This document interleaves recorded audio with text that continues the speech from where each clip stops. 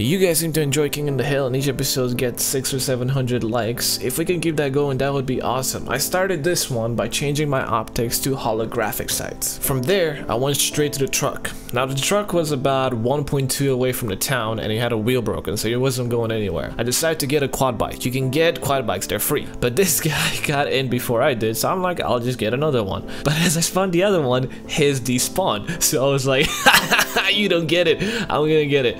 But he got in there before I did, so he kind of ran me over. So I was like passed out for a second. It was really awkward, so I was like, you're just gonna ignore that little moment and go get another quad bike, and I was on my way. As I was driving my quad bike, I went past a teammate, and since I'm the greatest teammate in the world, I decided to back this thing up and I got that guy on board with me, and together we went towards the action. As we were approaching the town, I had a feeling that something was gonna happen.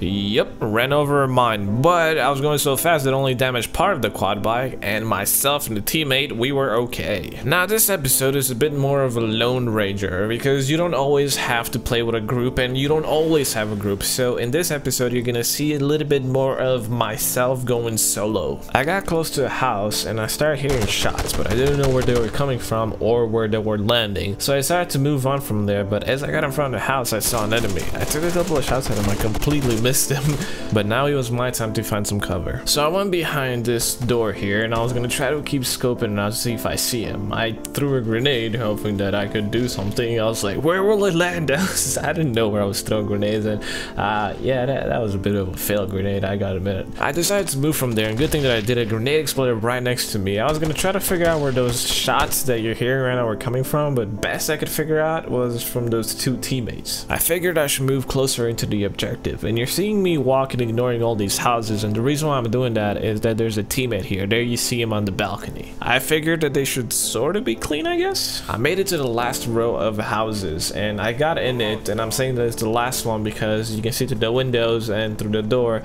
that between this house and the next building is quite a bit of space. I saw that enemy going around the house that I have a teammate in, so I decided that maybe I should keep an eye on the house to see if I can help them out. I waited for them to make their move, and they did. Look, they were down the left, and I decided that I'm going to take a couple of shots, so I fired a lot of bullets. When you're prone, you have like almost no recoil, so this is awesome. Unfortunately, I didn't get any of them, but one of them actually wanted to flank from the back of the house, but I took care of him. I was pretty sure that I saw another one, so I decided to just hold it off a little bit to see if he's going to make a move as well. Sure enough, not for too long, there he goes. He's trying to prone away. I was reloading at this time so I couldn't shoot, but as soon as I got my sights on him, I took him out. So now that I took care of a couple enemies and also fired a lot of shots, I decided to close the door and move out of here. I moved down closer to the road. I was thinking about maybe crossing it, but as I was looking around, I got shot at. I was injured, so I had to retreat. This time, I did not have any bandages on me. I went into the first house to try to get some cover and also to see if I could maybe see where he shot at me from. I'm not gonna lie, I did spend about 2 minutes waiting patiently for him to make his move. Eventually, as I went into the other room, I heard some shots and I saw his muzzle flash. I quickly got out of the house and I made my way to flank him. He was in between two houses. I made my way behind him, and through the brush I finally saw him and I took him out. It was so satisfying. A mistake that I did is that I rushed to his body to see if he has any bandages. You can pick up bandages for like 2 or 3 seconds. I was hoping maybe I could pick up one, but I was there and it was a big mistake. I heard a couple of footsteps. It was not friendly. I went to peek to see maybe I can take him out before he takes me. I thought I had him, but I didn't, and so the Lone Ranger goes down. Well, boys and girl, I hope you have enjoyed this. If you did, leave a like and a comment. It really helps me out and helps the channel more. And if you want to see another one, check this one on the screen.